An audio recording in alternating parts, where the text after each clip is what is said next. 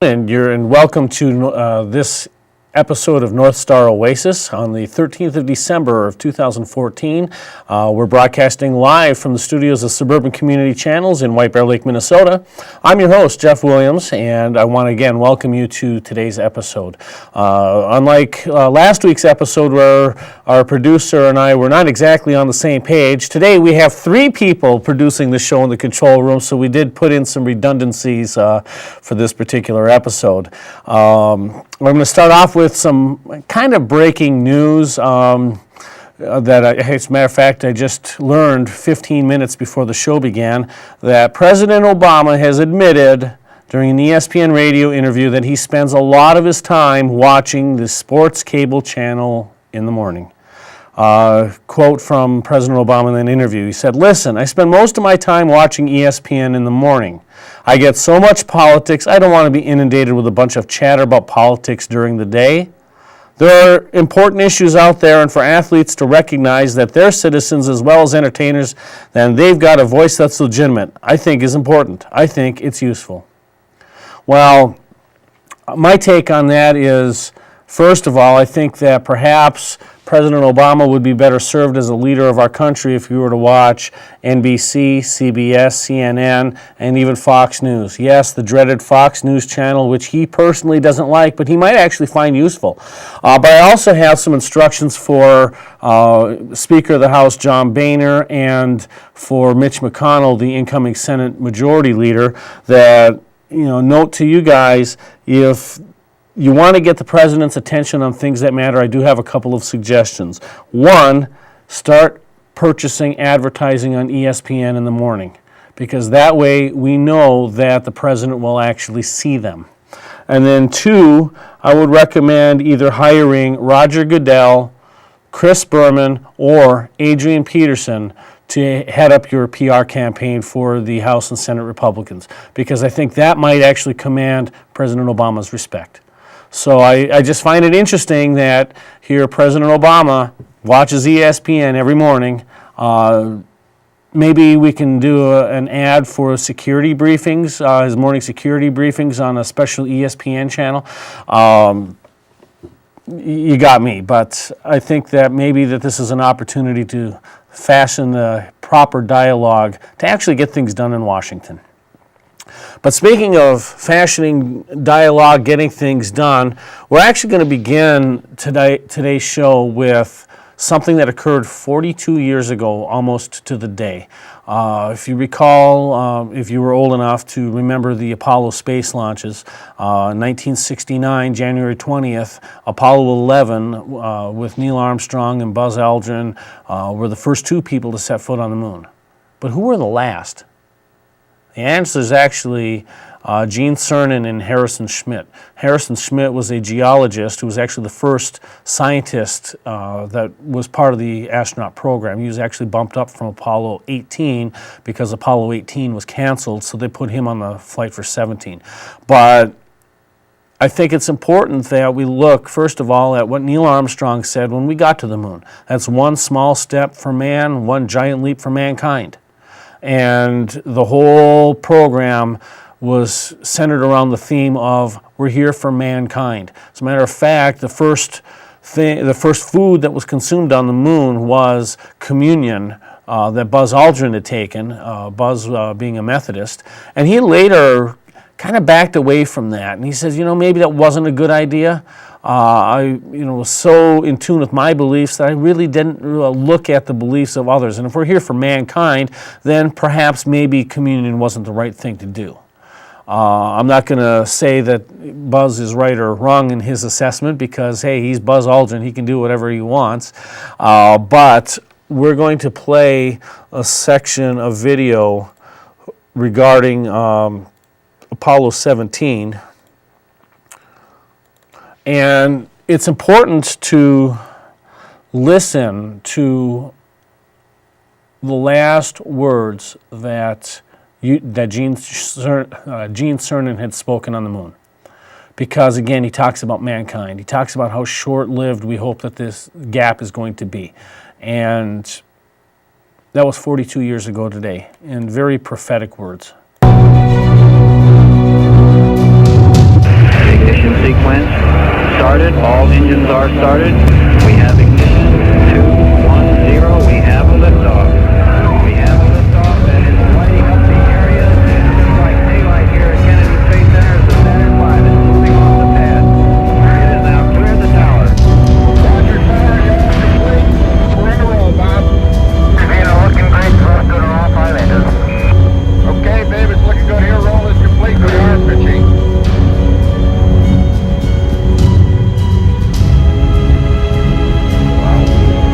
Okay, babe. Let's check the angle. 30 seconds. We're going up. And away.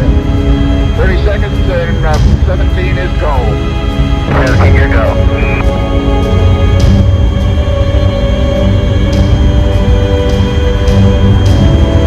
Okay, 1 minute, 68 degrees. Okay. Everything looks great over here. Okay. Okay. Stand by for man. Come on, your altitude. We'll be at 68 degrees. Let's have it. You're at 60 feet. Going down about 2. Very little dust. Very little dust. 40 feet. Going down at 3. Stand by for touchdown. Stand by. 25 feet. Down at 2. Feels good. 20 feet. Going down at 2. 10 feet. 10 feet. Got contact. Stop push. Engine stop. Engine arm. Proceed. Command override off. Low control ahead. Hold. Pings auto. Okay, Houston, the Challenger has landed. Roger, Challenger. That's super. Okay, Parker valve. Boy, you bet it is, Gordo. But I tell you, that's only because it's light colored, and I can't give you any more than that right now until we get a fresh surface. 110 degrees on the step, and you want the tape, the cover closed, right? Cover open, please. Cover open. Both off. Okay. Cover's open. Okay, and did you get the battery? Oh my golly. Battery cover's open. We didn't know that. But you're telling us, that you don't get a TGD reading. Yeah, I've seen it there. If it's easy enough to take it off, why don't you take it off the rover and we'll try and level it with Oh, come on. I'm not sure there's any place to put it on the ground level. No. You have to dig a place. Yeah, I'll do it. Okay, it's coming off.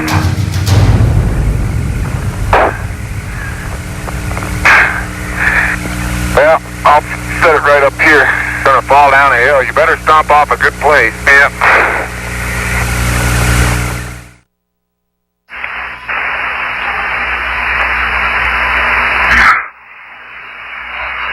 Bob, this is Gene, and I'm on the surface. And as I take man's last step from the surface, back home for some time to come, but we believe not too long into the future, I'd like to just let what I believe history will record that American challenge of today has forged man's destiny of tomorrow. And as we leave the moon and Taurus Littrow, we leave as we came, and God willing, as we shall return, with peace and hope for all mankind. Godspeed the crew of Apollo 17.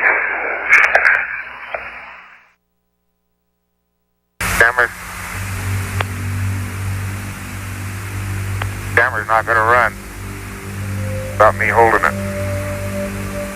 The average speed 20 seconds. Ah, shoot. Okay, let's get off. Forget the camera. 10 seconds. 10 seconds. Port stage pushed. Engine arm is out. Okay, I'm gonna get the pro. 99 proceeded. 3, 2, 1. Ignition. Right away, Houston. Regs are good. Ag side. Pitch over.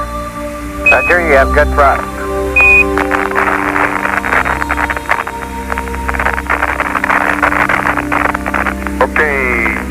seconds. 308 your number. Tank coming through 1,500 feet. And H-dot looks good. Roger, we've lost data right now.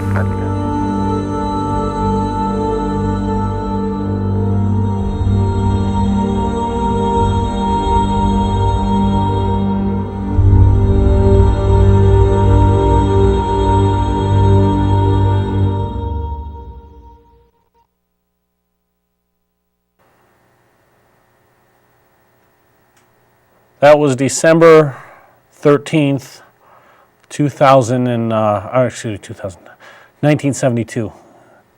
December 13th, 1972, Gene Cernan. Some of his last words were, "We come in peace, or we leaving with peace and hope for all mankind." Let's take a look at what we have going on right now. We've got a series of wars. We've got race riots. We've got people who just don't want to get along. We've got, in Congress, we've got Republicans and Democrats who don't get along. We've got people who don't get along. But we need to go back to what Gene Cernan had said when he left the moon 42 years ago. Peace and hope for all mankind. So, while I'm not going to beat the Apollo horse dead, because that was the last Apollo mission, that will transition us into taking a look at something that happened. As a matter of fact, I guess to set up this next segment, our first show here was taped. We taped it, and it was aired on November 15th. And the reason we did that is because I was out of town. And our producer was out of town. So we had to tape our first show, and the reason we had to tape was because I was in Nashville, and I was there with the Minnesota Civil War Commemoration Task Force. We had dedicated a brand new marker to commemorate Minnesota troops who fought on Shies Hill, which was considered the decisive charge and the decisive battle of the Civil War. In 1864, things were pretty much winding down. The Battle of Franklin had occurred on November 30th of 1864, and with that was really the end of the Confederacy. That was the last stronghold that the Confederacy had. They attacked. The backs of the Army of Tennessee were broken at Franklin. 2 weeks later was when Major General George H. Thomas had ordered a charge at the bequest of Lieutenant General Ulysses Grant to try to kind of finish off the Army of Tennessee. We had Minnesotans who really did yeoman's work on that particular battle. And so we're going to play another video clip here, another longer segment, but I want to introduce the speaker you're going to see, and that's Eric Jacobson. He's actually native Minnesotan. He is the CEO of the Battle of Franklin Trust. He really, I thought, did an adequate job of explaining exactly the significance of what we were there to do last month, as well as the significance of that part of the battle. Dean Erdahl, state representative, and James McKay from the Battle of Nashville Preservation Society were the ones who actually unveiled the marker, which was paid for from the Minnesota Civil War Commemoration Task Force. And so with that, we are going to find it first. Here we go, and it was an incredible experience.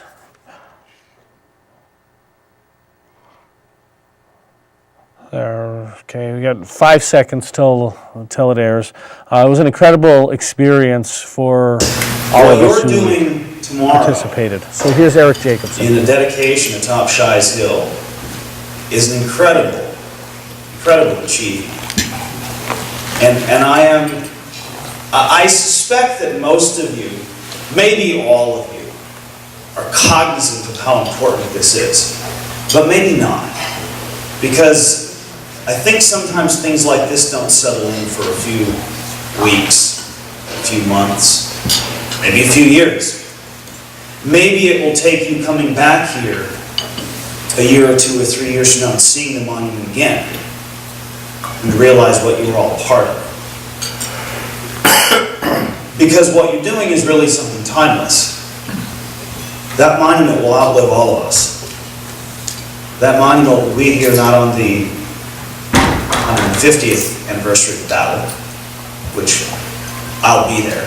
I promise you, I'll be there on December 16th. But it'll be there on the 151st, and the 175th, and the 200th. It is a timeless monument to these men. On that day, 2 weeks after the Battle of Franklin, the war had taken a dramatic turn. Because 2 weeks earlier, things hadn't quite been so clear. Franklin was a major turning point, but there was fighting yet to be done. The Confederate Army tenaciously hung on that first day of Nashville.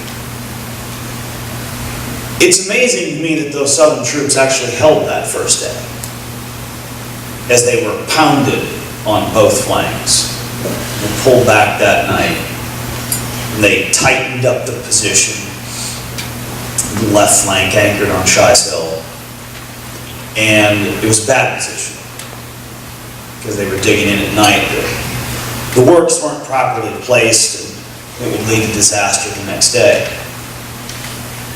But something else happened on that hill, because it wasn't, as is so commonly known, not just in Tennessee. This is another example. You heard me go on and on yesterday about how Franklin had nearly been forgotten.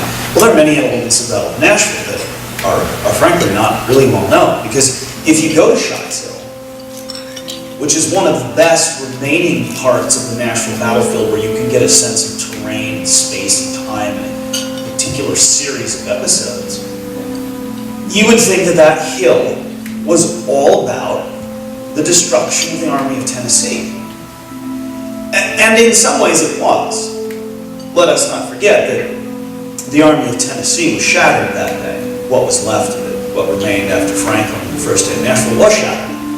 John Bell Hood himself said that he had never seen an army dissolve on a field of battle as they raced for the cover of the Brentwood Hills, not far south. Thousands would surrender before they ever got to that line of hills. But it was much more than the destruction of the Army of Tennessee. The monument you're placing tomorrow, I would dare say, is not just a monument to Minnesota troops, although that's what it might say. It's a monument to something else. And here's little Minnesota. As far as little at the time of the war, population-wise, the number of troops are little Minnesota. It's coming down to a battlefield that was nearly lost. Already been to Gettysburg, but here you are in Nashville. Dedicating a monument on this hill that really, until a few years ago, most people didn't visit. Through the efforts of the Battle of National Preservation Society, there was a lot of work done on that hill, saving it, preserving it, making it accessible, putting up a U.S. flag, Confederate flag, Minnesota state flag, making it a place that people could visit. But this monument is something else. It is a monument to the Union. It is a monument to those who saved the Union. It is a monument to men who were not fighting for home or a piece of ground. William Shies was from Tennessee. Many of the men in the 20th Tennessee who were on that hill were fighting for their native soil. Everybody gets that, right? You know, you're fighting for home. But these men from Minnesota, Indiana, Illinois, Ohio, fighting for this idea of union, what drives them? This abstract thing, you can't touch it really, but you can feel it. Something that you can believe in. And they swept up that hill that afternoon in 35, 36, 37 degree weather as the rain started to turn to sleet. Many of them immigrants. Many of them who barely spoke English. Fighting for their new country. Boy, isn't that a timeless story. How many people have served in the ranks of the United States Army? Let us not forget, that's what these men were. We often refer to them as Union troops and Federal troops. They were United States soldiers. And what a timeless story. Men from different places, different walks of life, different backgrounds, all melded together into this machine called an army. And on December 16th, as a lot of Confederate soldiers were hanging on for dear life, these troops from Minnesota and these troops across the various corps that composed the Army of the Cumberland, the Army of the Ohio, and various other detachments, attacked one last time and pushed up those slopes that, it was said after the battle, were covered in blue, covered in the bodies of men who had traveled thousands of miles, well, 1,000 miles, let's say. To some of those men, Tennessee was almost as foreign a country as those who traveled to Germany and France decades later. They hadn't been really far from home. They were in a completely different place, fighting for something that they couldn't see. And by proxy, they also knew they were fighting for the extinction of slavery. Everyone knew by 1864 that this had become a war for the Union and the extermination of the very thing that had caused the separation to begin with. Although the men who fought on that hill, most of them didn't have a vested interest in slavery, but they all knew what it was by 1864. They all knew the stakes. Everyone did. Those men charged up that hill. I'm sure you won't do this tomorrow, but when you look down that hill, that's a 45-degree incline. Nothing like getting shot at while you're moving uphill. It takes a lot of courage to keep moving up those slopes, because the easy thing is just get on the ground. Guys shooting downhill often shoot high. You want to hug the earth. You don't want to expose yourself to keep pushing up the hill. You know what happened when they got on top of that hill? A lot of Confederate soldiers up there weren't going to surrender. Guys like William Shy. Surrender wasn't an option. He'd been through Franklin. He'd been through everything, and he was going to die at the hands of the enemy. He wasn't murdered. He was killed in combat because he wouldn't give up. That's what happened. That's what happens in a war.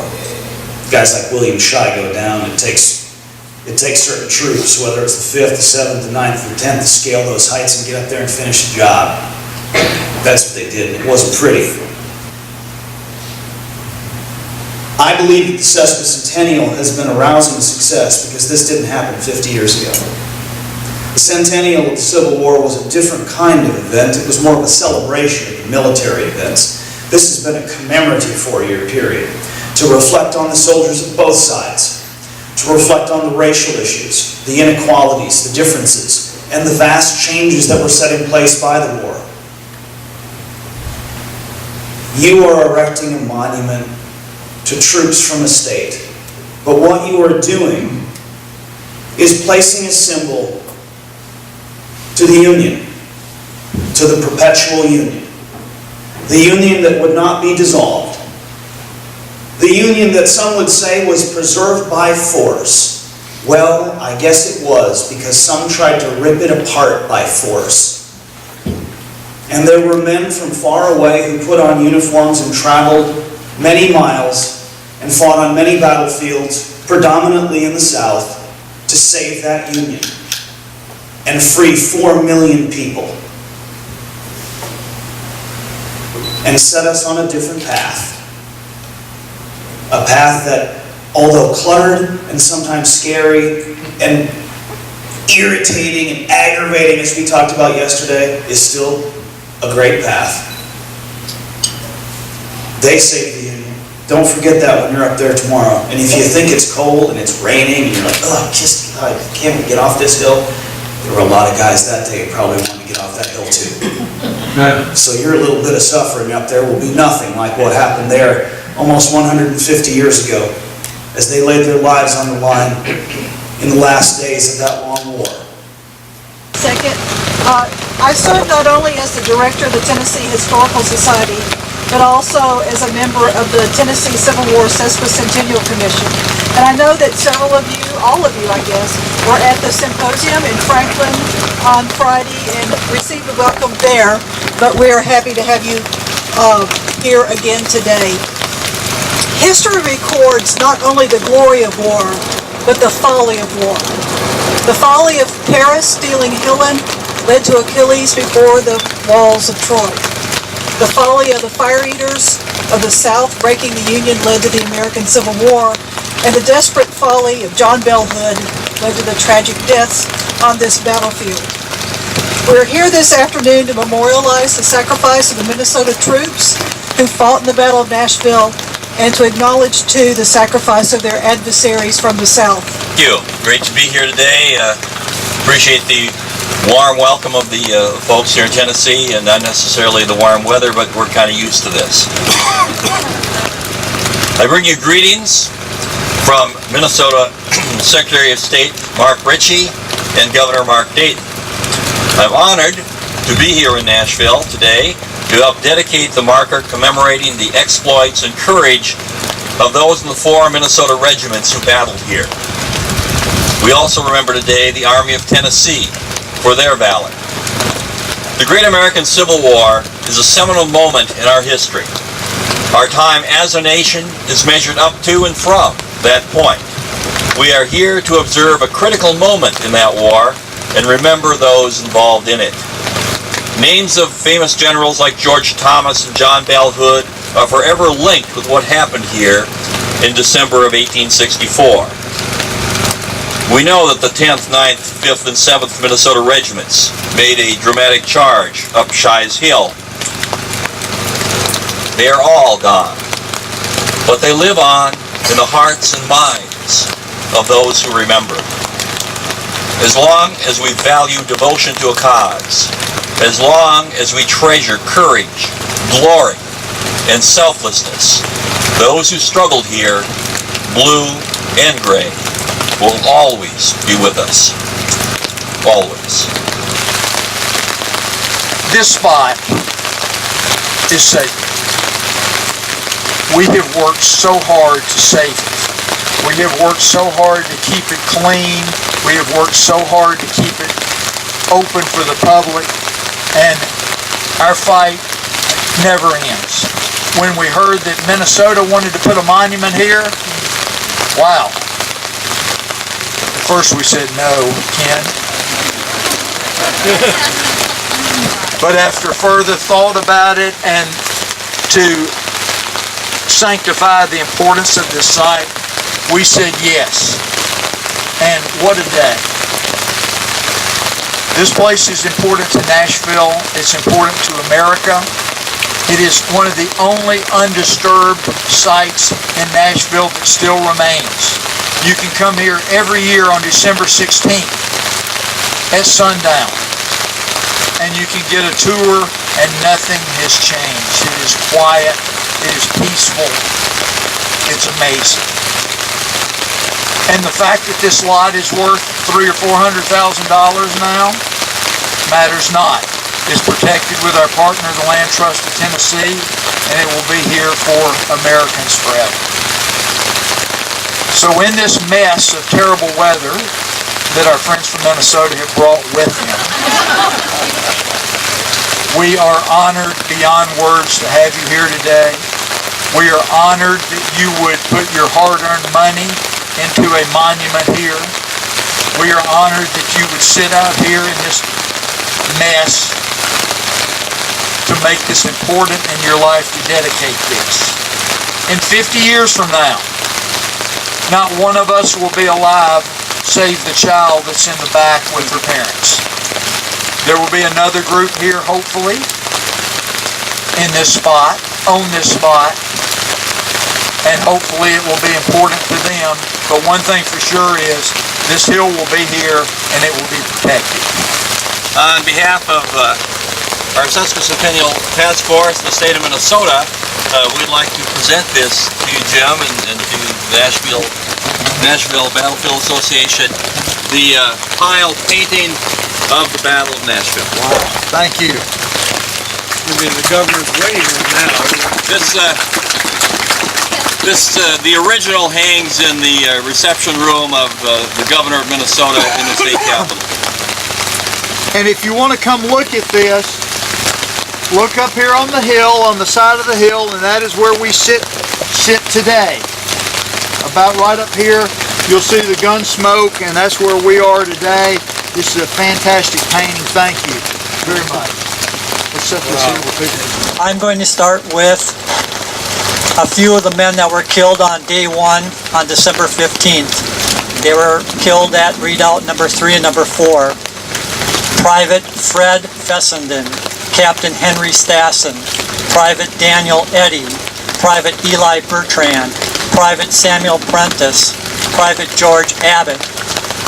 I have the honor of reading the names of the men who perished on the hillside to your right.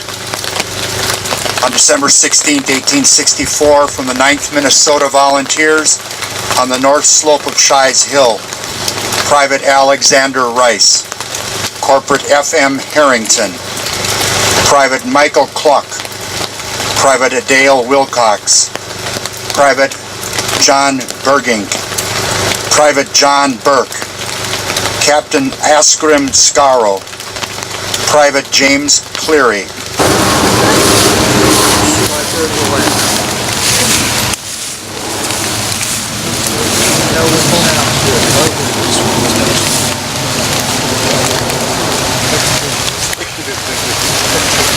Today at Shies Hill, 16 November 2014, the dedication of Minnesota Monument.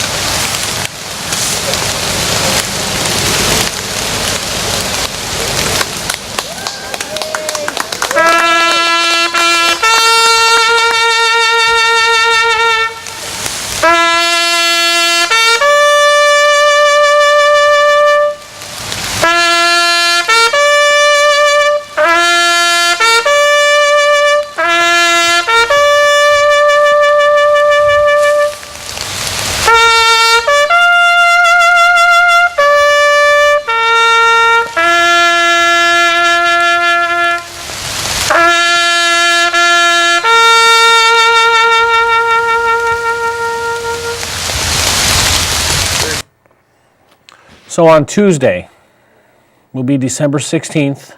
It'll be the 150th anniversary of that battle.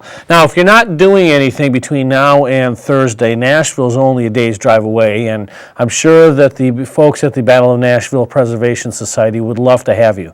So again, if you're bored, you just feel I need to get out of town before the weather really goes bad, well, there's your opportunity. But seriously, Minnesotans had fought gallantly throughout the war. I mean, the 1st Minnesota had their famous charge at Gettysburg. The 1st Minnesota Light Artillery, they were in the middle of the Hornet's Nest at Shiloh. The 2nd Minnesota Infantry, these guys were the ones who assaulted Missionary Ridge in November of 1863 outside of Chattanooga. And then you've got the 5th, 7th, 9th, and 10th Minnesotans at Shies Hill. As William Sherman, Major General William Tecumseh Sherman had once remarked, war is hell. War means killing. So why do I keep coming back to the Civil War? It's really simple. It was a defining mark in our history. And our history is something that we're losing. And if we don't look back and understand what happened during that time, a lot of stuff that we're dealing with today still takes its roots back during the Civil War era. I mean, we're dealing with some serious race relations problems, which I attempted to start unraveling last week, but then ran out of time. We're dealing with the after effects of the war. I mean, look at all of the orphans that were left behind. Look at the way society just changed. This is why I keep going back to the Civil War, and obviously it's to honor those who had gone before.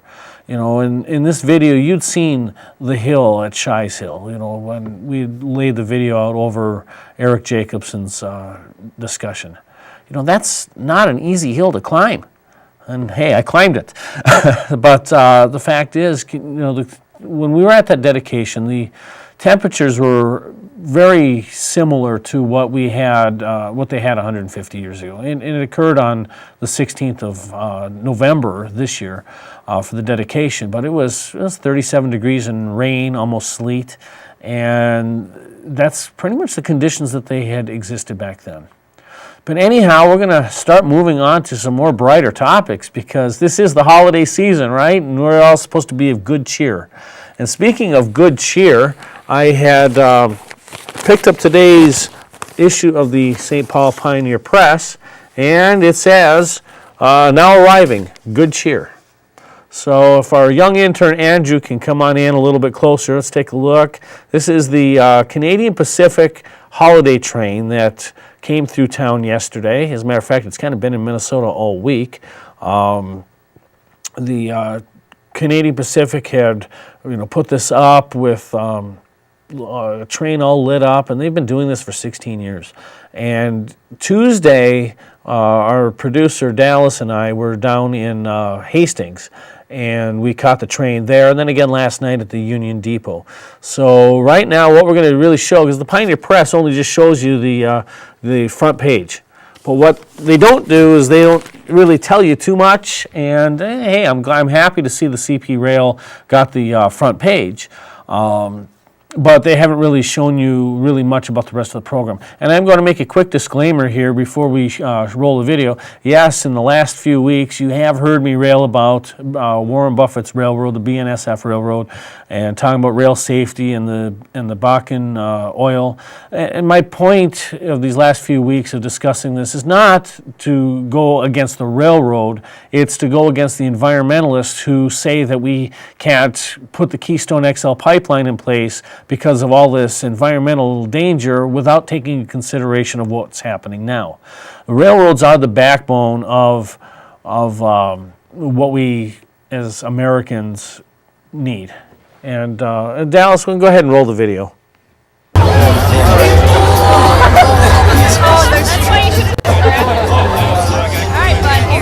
But with railroads, just about everything that we have is in our lives are touched by rail. When I was a young stock clerk working at Sears, it just happened where I was in the shipping and receiving area, and we would always get the call from the rail yard. Our next container of goods, or our next truckload of goods is coming off the train. And I was always wondering, what has a train got to do with getting a shipment of goods by truck? Well, that's the intermodal system of what we have. And so, the railroads employ a lot of people. As a matter of fact, from the Canadian Pacific Railroad, 15,000 employees live in 1,100 North American communities. And they do this because, as they say, hunger is an issue that can and does impact all of our neighbors. Since 1999, the Canadian Pacific Railroad has managed to raise close to $9.5 million of donations and of cash donations, and 3.3 million pounds of food that gets donated to local food shelves. And they partner in the communities, especially with communities like Hastings, as you're seeing right now, where they have already existing rail infrastructure. They say that any activities that occur at the outdoor event are organized in partnership with the municipality and the chosen food bank. And so the holiday train that they've been doing now for 16 years really impacts a lot of people. And I really have to commend the Canadian Pacific Railroad for putting this on every year for 16 years. I really think they've done a fabulous job. And it was really great to see all of the kids that turned out, especially at Hastings when Santa Claus came out, and they were all so giddy and excited. And it really brought back the magic of Christmas. And as much as we see the commercialization of the holiday season, and stores are now putting their merchandise on the shelves and playing Christmas music that much earlier, just for 1-2 hour stretch, it's just nice to see everybody get together and just enjoy seeing something like this.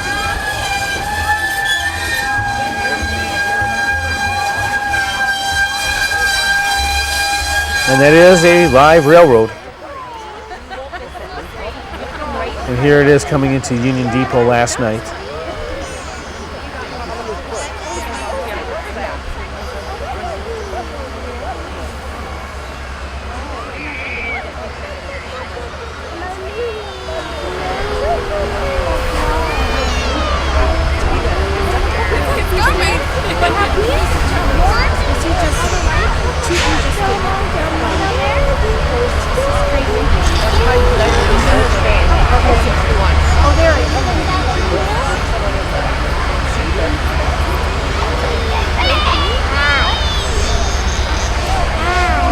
In contrast to last year, the temperature was actually halfway decent.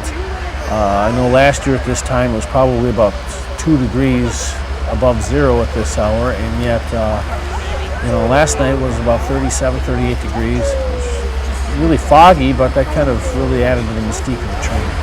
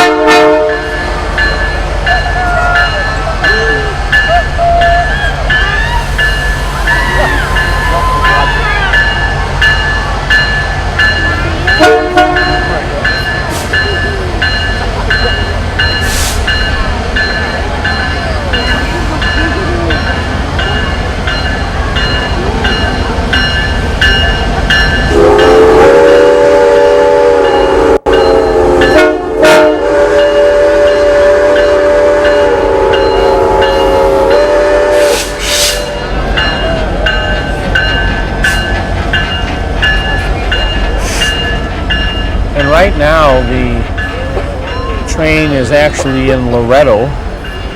It's at Hennepin County Road 19 crossing, and they should have just started the concert because they do have a 45-minute concert, which you'll see some excerpts of here momentarily.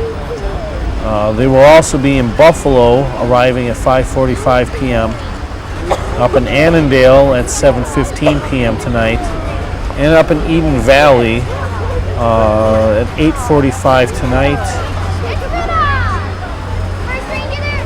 And then tomorrow the train will be up in Glenwood, Alexandria, Henning, Detroit Lakes, Plummer, and Three River Falls before it heads into North Dakota.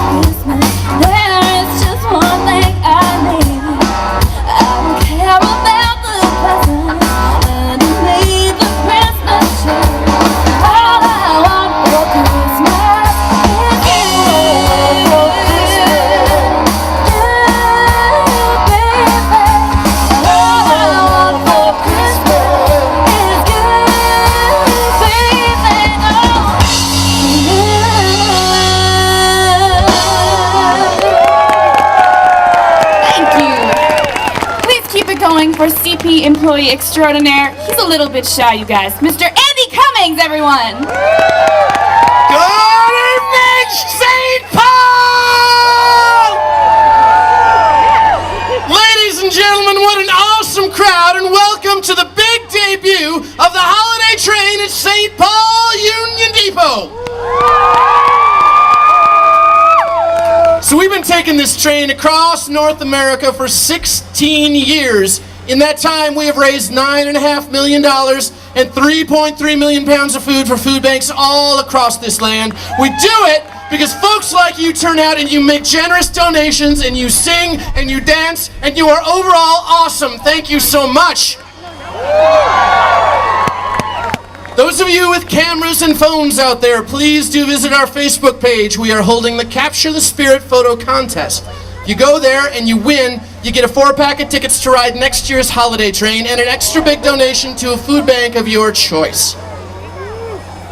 I would like to invite out at this time Ramsey County Commissioner Rafael Ortega. Commissioner Ortega, would you please come out?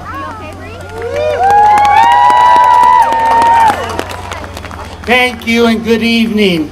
First, I'd like to say thank you to the CP Rail. They've been a good partner over the years with the Ramsey County. I'm also chair of the Rail Authority, and I've had a good relationship. They've worked with us on a lot of issues over the years, but today we want to thank them for choosing St. Paul in Ramsey County for the holiday train.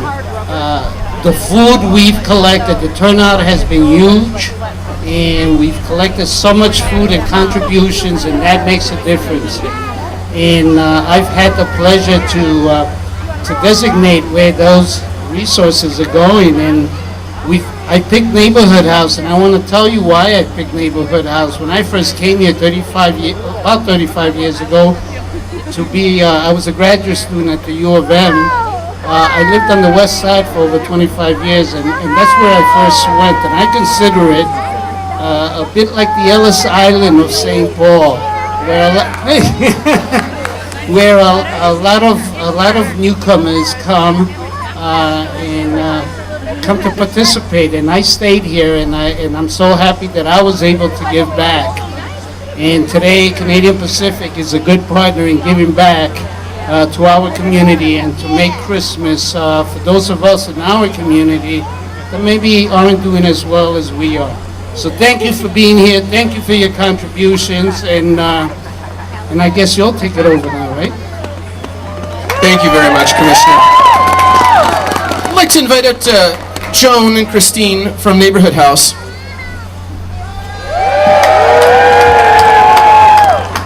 And I'd also like to invite out Jeff, who is a locally based CP employee. He's a road foreman of engines out of St. Paul here. We're going to be presenting a check tonight to Neighborhood House for $10,000, ladies and gentlemen.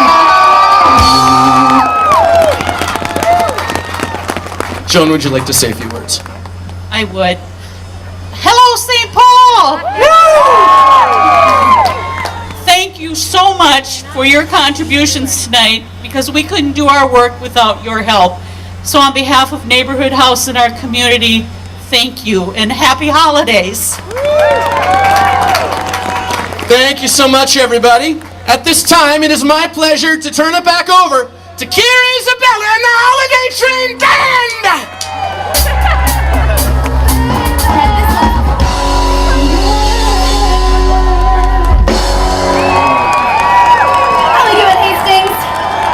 Keep it going for CP employee. He's a little bit shy. Mr. Andy Cummings, everybody.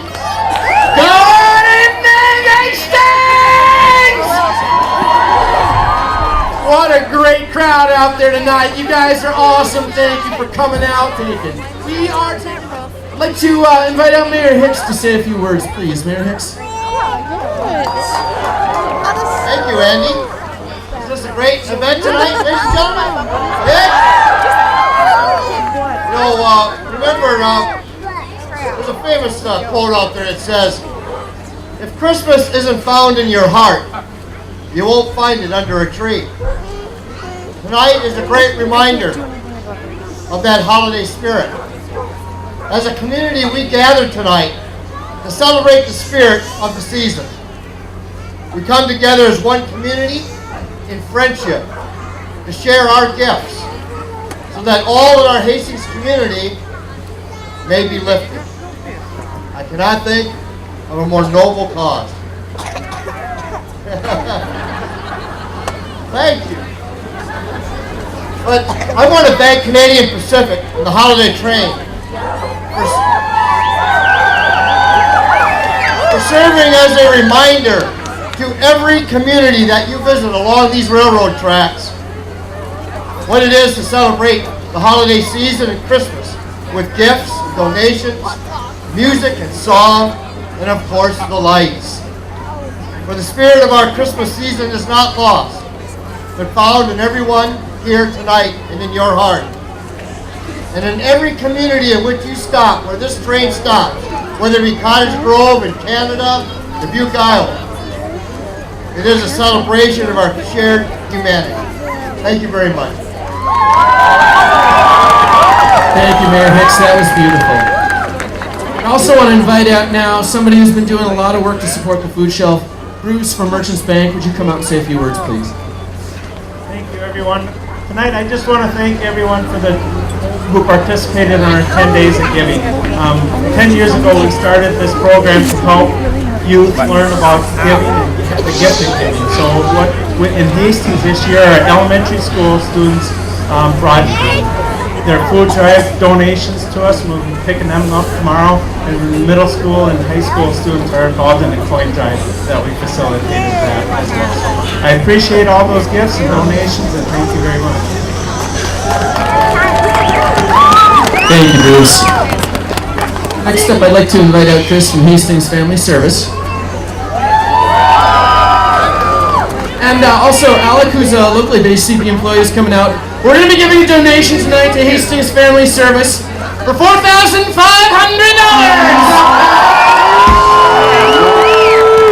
Oh my gosh, thank you so much. That is just amazing. I want to thank everyone for coming out tonight. This is probably one of the largest crowds we've had. We want to thank Christ Family Church for putting on the Holiday Train Jamboree. Together, you guys are helping to feed the hungry. And there are hungry people in Hastings. There are homeless people in Hastings. But the reality is that they can get help and hope at Hastings Family Service because you guys help make that happen. Merchants helps make that happen, and the Canadian Pacific Railway helps make that happen. So thank you for supporting us this evening. We want you to have a great time, and we want you to party and dance because the music is going to be great. So thank you to everyone, and Merry Christmas. Thank you so much, Chris. Ladies and gentlemen, without further ado, I would like to turn it back over to Kieran and some fellas and the Holiday Train Band. Santa Claus is coming to town. Santa Claus is coming to town. Everybody give it up for the one and only Santa Claus.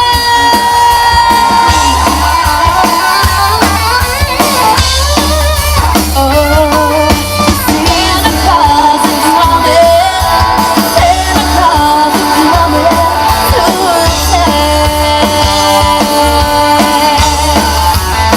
St. Paul, one more time for Santa Claus, everybody!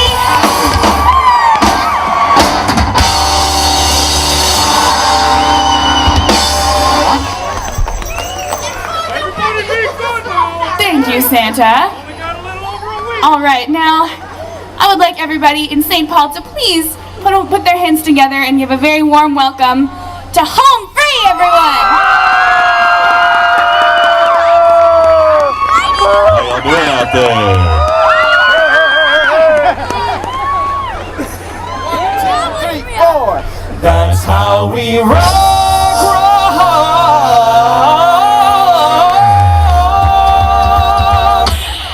Hey, we're rocking around the Christmas tree at the Christmas party hop. Y'all having a good time? That's the tough times.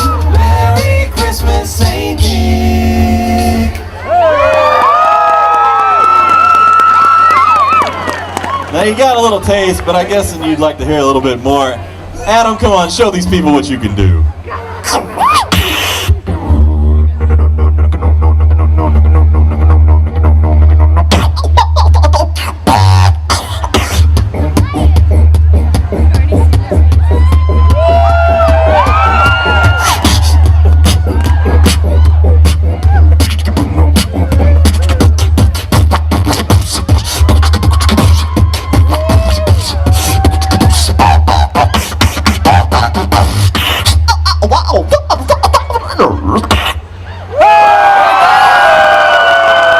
Adam Rupp, ladies and gentlemen.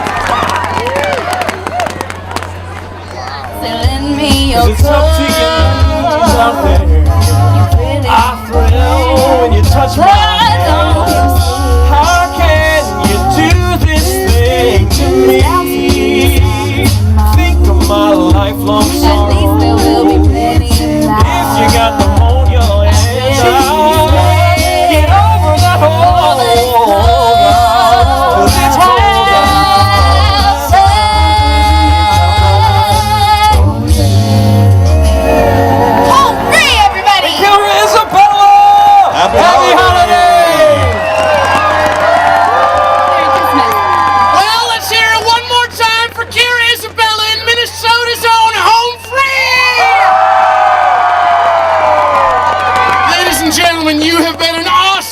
out. Your donations do make a difference. Thank you so much for coming out. Please remember, anytime is train time. Be safe around the railroad tracks all year long. Ladies and gentlemen, Merry Christmas and a Happy New Year!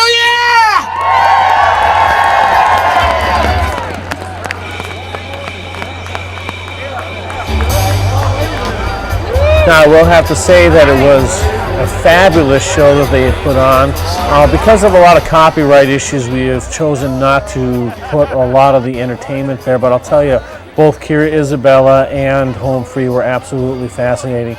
And I highly encourage you to go to their websites, which we had posted and will post again, and just take, especially with Home Free. I mean, these guys are local. I mean, support your local bands. And Kira Isabella, she's a fabulous voice. And so now while I'm trying to figure out what they're doing with 3 producers in the back room but no video, there we go.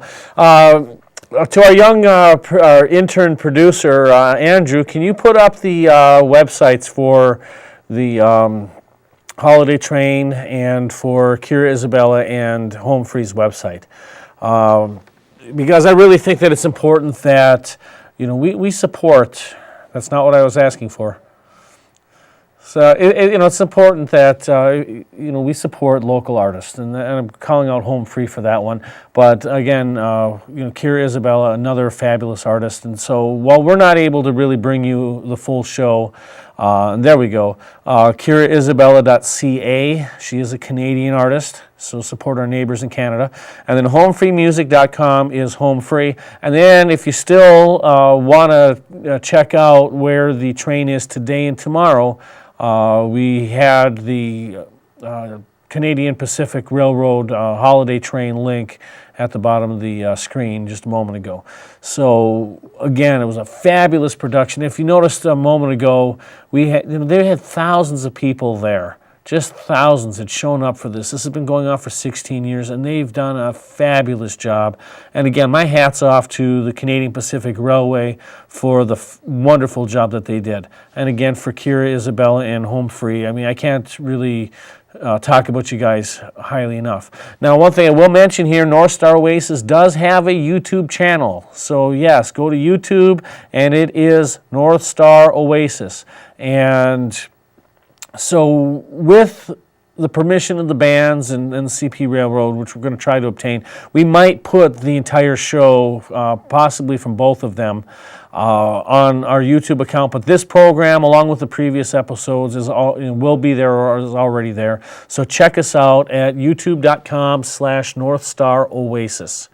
And it looks like we're wrapping up for this week. It's been quite an eventful week, but I want to say thank you. I'm Jeff Williams, host of North Star Oasis, and we will see you next week.